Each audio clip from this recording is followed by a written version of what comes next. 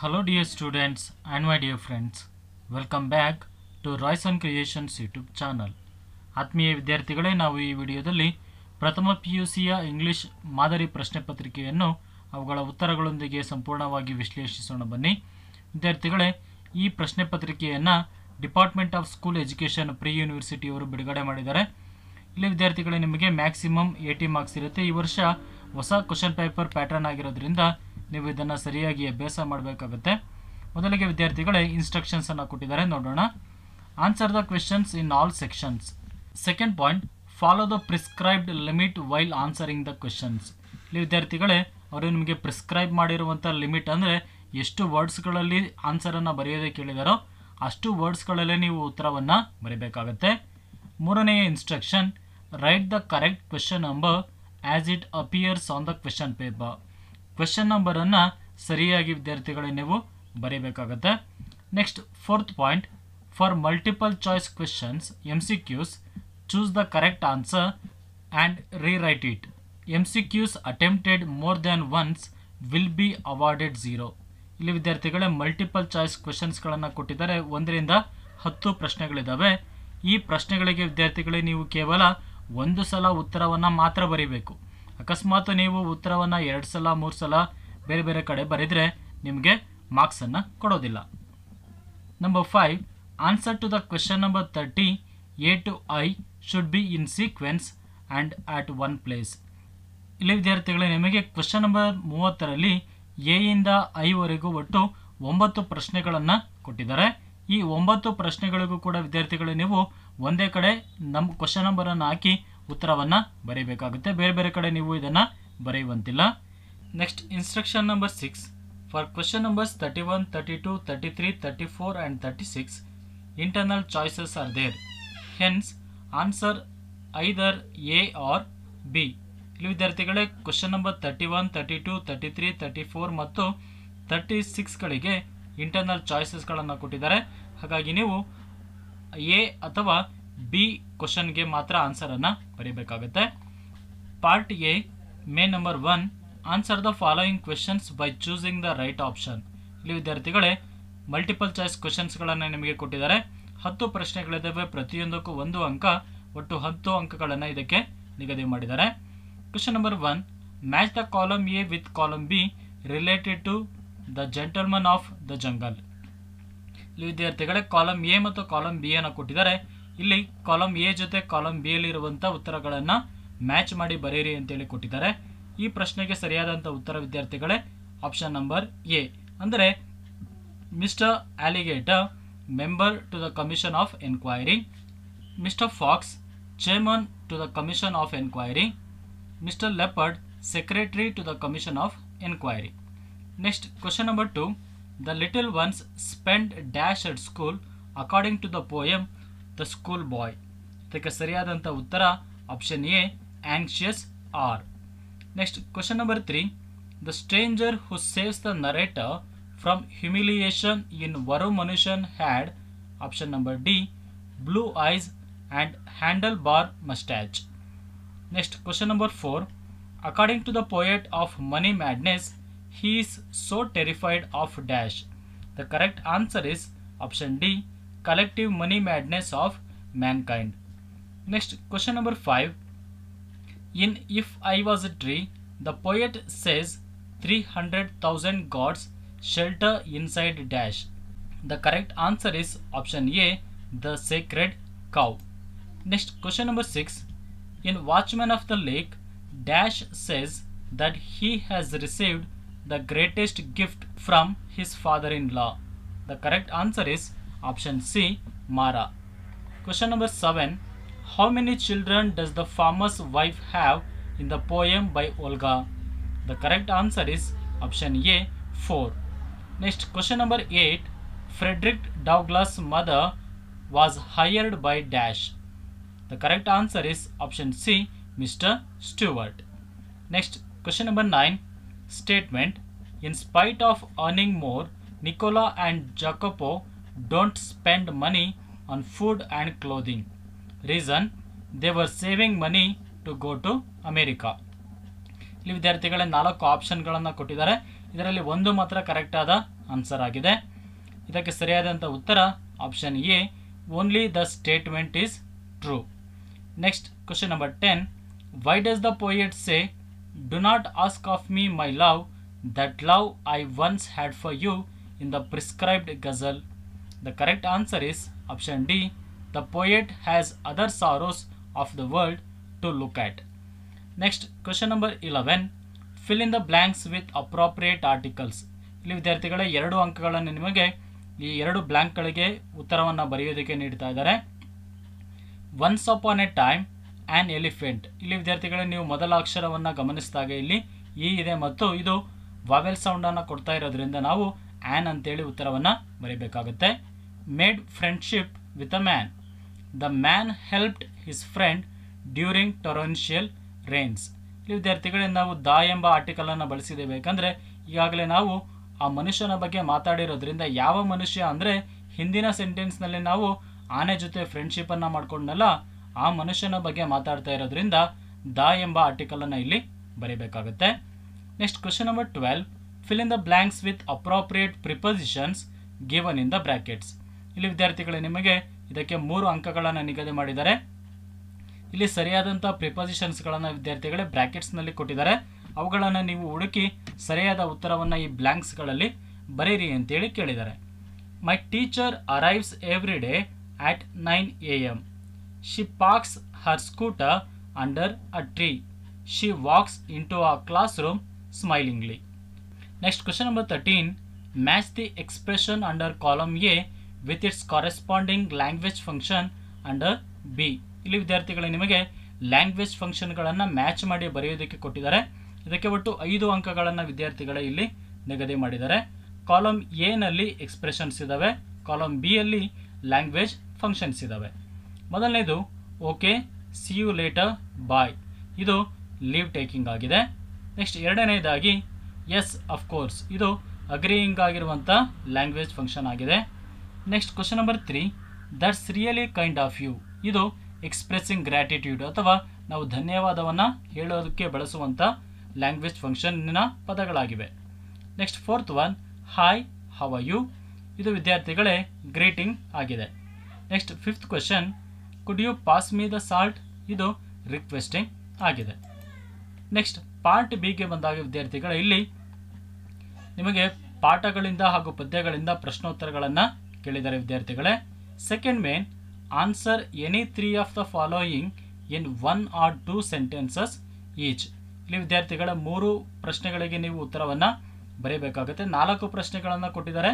ಇವುಗಳಲ್ಲಿ ಕೇವಲ ನೀವು 3 ಪ್ರಶ್ನೆಗಳಿಗೆ 1 ಅಥವಾ 2 ಸೆಂಟೆನ್ಸಸ್ಸಲ್ಲಿ ಉತ್ತರವನ್ನು ಬರೀಬೇಕಾಗುತ್ತೆ. ಇದಕ್ಕೆ ಒಟ್ಟು ವಿದ್ಯಾರ್ಥಿಗಳೇ 6 ಅಂಕಗಳನ್ನು ನಿಗದಿ ಮಾಡಿದ್ದಾರೆ. Question number 14. Name any 2 things that keep company with the boy in a summer morn. ಈ ಪ್ರಶ್ನೆಯನ್ನು ವಿದ್ಯಾರ್ಥಿಗಳೇ ದ ಸ್ಕೂಲ್ ಬಾಯ್ ಪದ್ಯದಿಂದ ಆರಿಸಿಕೊಂಡಿದ್ದಾರೆ. ಉತ್ತರವನ್ನು ನೋಡೋದಾದರೆ bird singing, hunt man's horn, skylark's song. ಈ 3ರಲ್ಲಿ ಯಾವುದಾದ್ರೂ 1 ಅಥವಾ 2 ಉತ್ತರಗಳನ್ನು ವಿದ್ಯಾರ್ಥಿಗಳೇ ನೀವು ಬರೀಬೇಕಾಗುತ್ತೆ. Question number 15. What were the 2 diseases that narrator's farm and Krishna suffered from in the story around a medicinal creeper.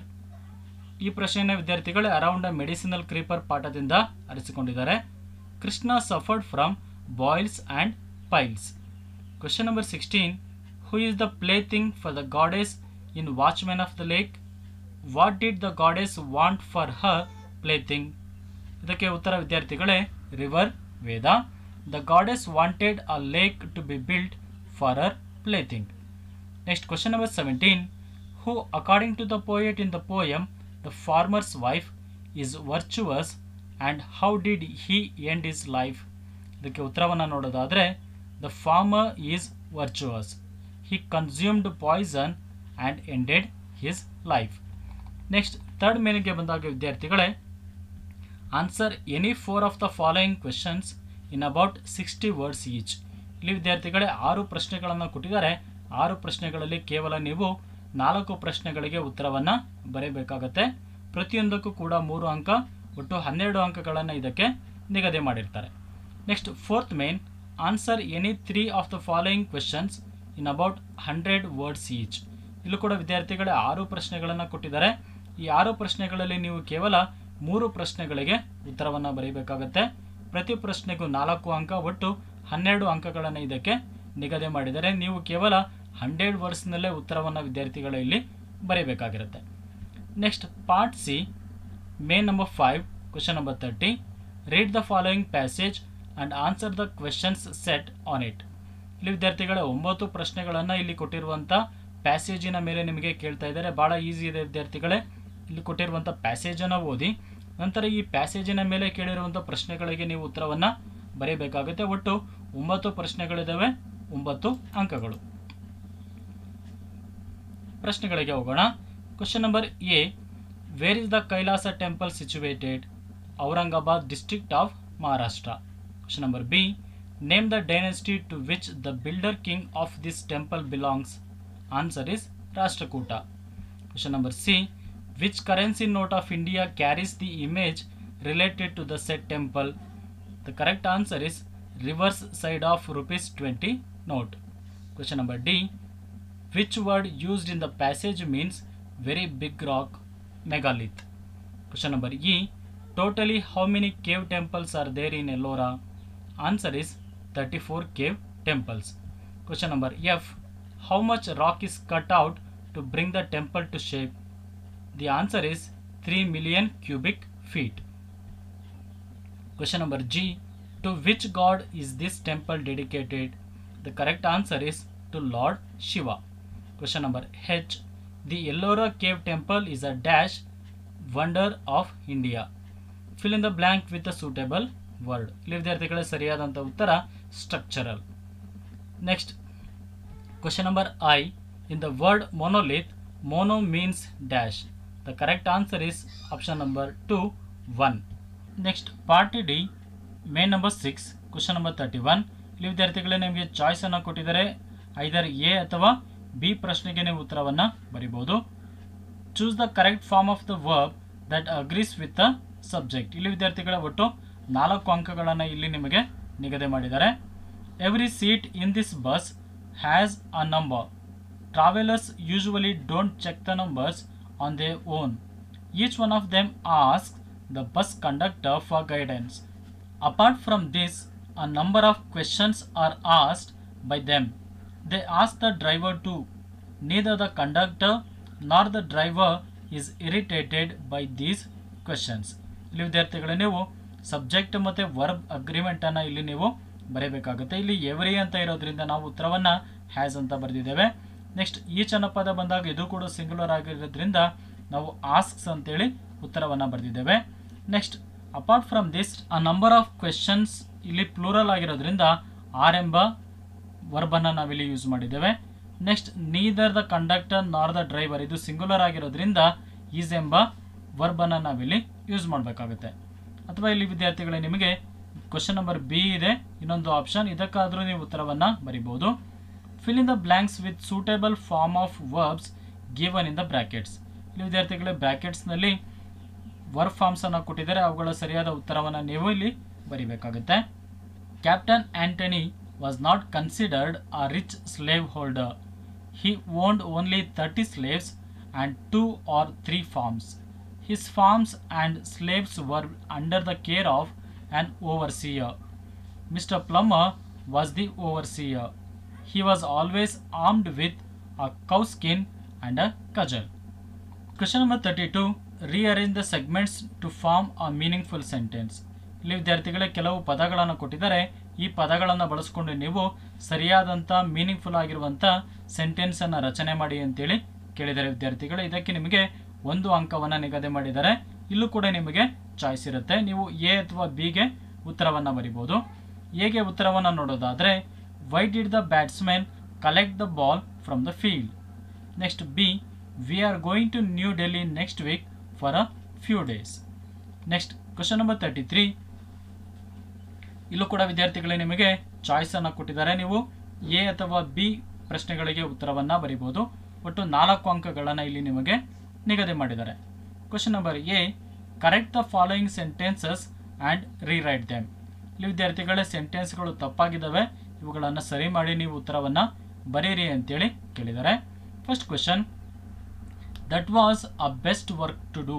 ಇಲ್ಲಿ ವಿದ್ಯಾರ್ಥಿಗಳೇ ತಪ್ಪಾಗಿರುವಂಥದ್ದು ಇಲ್ಲಿ ಆ ಬೆಸ್ಟ್ ಅಂತ ಇದೆ. ಇದನ್ನು ನಾವು ಸರಿ ಮಾಡಿ that was the best work to do ಅಂತೇಳಿ ಉತ್ತರವನ್ನು ಬರೀಬೇಕು. Next question number 2, the elephant was protecting his delicate skin by the hailstorm. ಇಲ್ಲಿ ವಿದ್ಯಾರ್ಥಿಗಳೇ ಬೈ ದ ಹೇಲ್ ಸ್ಟಾರ್ಮ್ ಇದೆಯಲ್ವಾ, ಅದನ್ನು ನಾವು ಫ್ರಮ್ ದ ಹೇಲ್ ಸ್ಟಾರ್ಮ್ ಅಂತೇಳಿ ಉತ್ತರವನ್ನು ಸರಿ ಮಾಡಿ ಬರೀಬೇಕಾಗತ್ತೆ. Question number 3, where the boys R.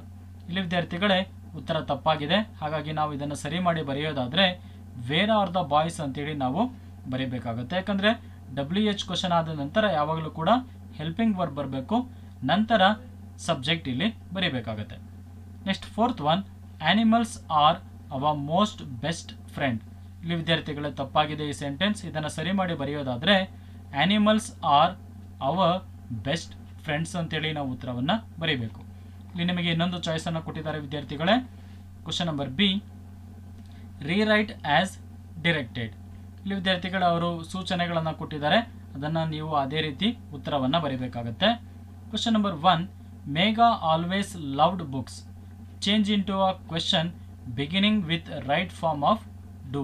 ಇದರ ಉತ್ತರವನ್ನು ನಾವು ನೋಡೋದಾದರೆ did Megha always love books ಅಂತೇಳಿ ಉತ್ತರವನ್ನು ನಾವು ಬರೀಬೇಕಾಗುತ್ತೆ.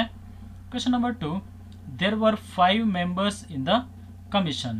ಈ ವಿದ್ಯಾರ್ಥಿಗಳು ಅಂಡರ್ಲೈನ್ ಮಾಡಿರುವಂಥ ಪದ 5.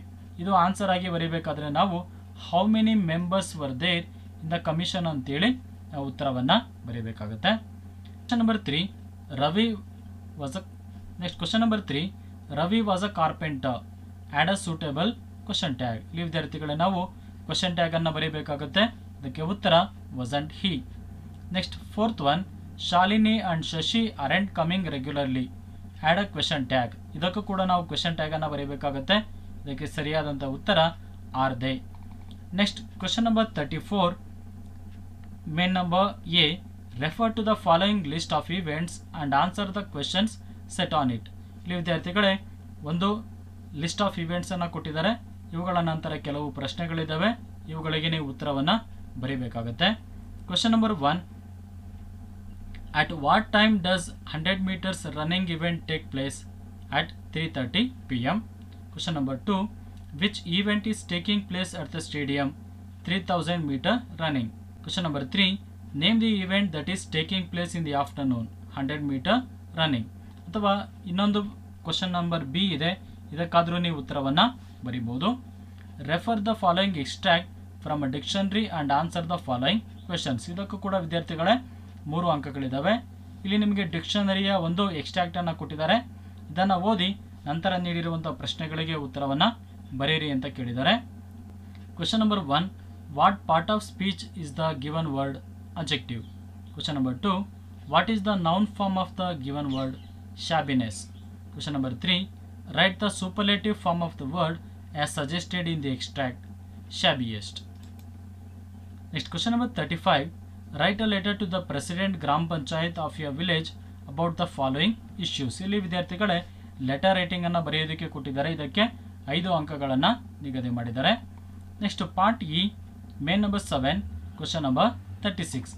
ಇಲ್ಲಿ ವಿದ್ಯಾರ್ಥಿಗಳೇ main number A, main number B ಮತ್ತು ಮೇನ್ ನಂಬರ್ ಸಿ ಅಂತೇಳಿ 3 ಪ್ರಶ್ನೆಗಳನ್ನು ಕೊಟ್ಟಿದ್ದಾರೆ. 3 ಪ್ರಶ್ನೆಗಳಲ್ಲಿ ಯಾವುದಾದ್ರೂ ಒಂದು ಪ್ರಶ್ನೆಗೆ ಮಾತ್ರ ನೀವು ಉತ್ತರವನ್ನು ಬರೀಬೇಕಾಗತ್ತೆ. ಒಟ್ಟು 4 ಅಂಕಗಳನ್ನು ವಿದ್ಯಾರ್ಥಿಗಳೇ ನಿಮಗೆ ನಿಗದಿ ಮಾಡಿದ್ದಾರೆ. ಮೇನ್ ನಂಬರ್ ಎ ಅನ್ನು ನೋಡೋದಾದರೆ, mister Ravi meets his father's friend mister Varma. Mister Ravi's father isn't at home. Mister Ravi speaks to mister Varma. Write a dialogue between them. ಈ ವಿದ್ಯಾರ್ಥಿಗಳೇ ನೀವು ಒಂದು ಡೈಲಾಗನ್ನು ಬರೀಬೇಕಾಗುತ್ತೆ. ಅಥವಾ question number B, complete the following conversation that takes place in a shop. ಇಲ್ಲಿ ಒಂದು ಶಾಪ್ನಲ್ಲಿ ನಡೆಯುವಂಥ ಒಂದು ಸಂಭಾಷಣೆಯನ್ನು ಕೊಟ್ಟಿದ್ದಾರೆ, ಕಸ್ಟಮರ್ ಮತ್ತು ಶಾಪ್ ಕೀಪರ್ ನಡುವೆ ನಡೆಯುವಂಥ ಒಂದು ಸಂಭಾಷಣೆ. ಈ ಡೈಲಾಗನ್ನು ಇಲ್ಲಿ ಕೊಟ್ಟಿರುವಂಥ ಪದಗಳನ್ನು ಬಳಸಿಕೊಂಡು ನೀವು ಕಂಪ್ಲೀಟ್ ಮಾಡಬೇಕಾಗುತ್ತೆ. ಅಥವಾ question number C, rearrange the following dialogue between Harish and his class teacher to make a meaningful conversation and rewrite it. ಇಲ್ಲಿ ವಿದ್ಯಾರ್ಥಿಗಳೇ ಕ್ಲಾಸ್ ಟೀಚರ್ ಮತ್ತು ಹರೀಶ್ ನಡುವೆ ನಡೆಯುವಂಥ ಸಂಭಾಷಣೆಯನ್ನು ಕೊಟ್ಟಿದ್ದಾರೆ, ಇವುಗಳನ್ನು ಆರ್ಡರ್ ಪ್ರಕಾರ ಸರಿ ಮಾಡಿ ಬರೆಯಿರಿ ಅಂತೇಳಿ ಕೊಟ್ಟಿದ್ದಾರೆ. ಈ 3ರಲ್ಲಿ ವಿದ್ಯಾರ್ಥಿಗಳು ಇದು ಭಾಳ ಈಸಿ ಇದೆ. ನೀವು ಇಲ್ಲಿ ನಾನು ಹಾಕಿರುವಂಥ ನಂಬರ್ ಪ್ರಕಾರನೇ ಉತ್ತರವನ್ನು ವಿದ್ಯಾರ್ಥಿಗಳೇ ಬರೀಬೇಕಾಗುತ್ತೆ. ಮೊದಲನೇದಾಗಿ ಹರೀಶ್ ಅಂತ ಬರೆದು ಈ ಸೆಂಟೆನ್ಸನ್ನು ಬರೀರಿ. ನೆಕ್ಸ್ಟ್ ಎರಡನೇದಾಗಿ ಕ್ಲಾಸ್ ಟೀಚರ್ ಅಂತ ಬರೆದು ಈ ಸೆಂಟೆನ್ಸನ್ನು ಬರೀಬೇಕಾಗುತ್ತೆ. ನೆಕ್ಸ್ಟ್ ಹರೀಶ್ ಮತ್ತು ಕ್ಲಾಸ್ ಟೀಚರ್, ಈ ರೀತಿ ಸಂಭಾಷಣೆಯನ್ನು ವಿದ್ಯಾರ್ಥಿಗಳೇ ಇಲ್ಲಿ ಕೊಟ್ಟಿರುವಂಥ ಪದಗಳನ್ನು ಬಳಸ್ಕೊಂಡು ನೀವು ಬರೆದರೆ ಸುಲಭವಾಗಿ 4 ಅಂಕಗಳನ್ನು ಗಳಿಸ್ಬೋದು. ಈ ರೀತಿ ವಿದ್ಯಾರ್ಥಿಗಳೇ ನಿಮಗೆ ಈ ವರ್ಷ ನೀಡಿರುವಂಥ ಮಾಡೆಲ್ ಕ್ವಶನ್ ಪೇಪರ್ ಭಾಳ ಈಸಿ ಇರೋದ್ರಿಂದ ನೀವು ಇದನ್ನು ಪ್ರಾಕ್ಟೀಸ್ ಮಾಡಿ ಚೆನ್ನಾಗಿ ನಿಮ್ಮ ಎಕ್ಸಾಮ್ನಲ್ಲಿ ಬರೀರಿ. ಆಲ್ ದ ಬೆಸ್ಟ್ ಅಂತ ಹೇಳುತ್ತಾ ನಾನು ಈ ವಿಡಿಯೋನ ಮುಗಿಸ್ತಾ ಇದ್ದೇನೆ. Thank you dear students for watching this video.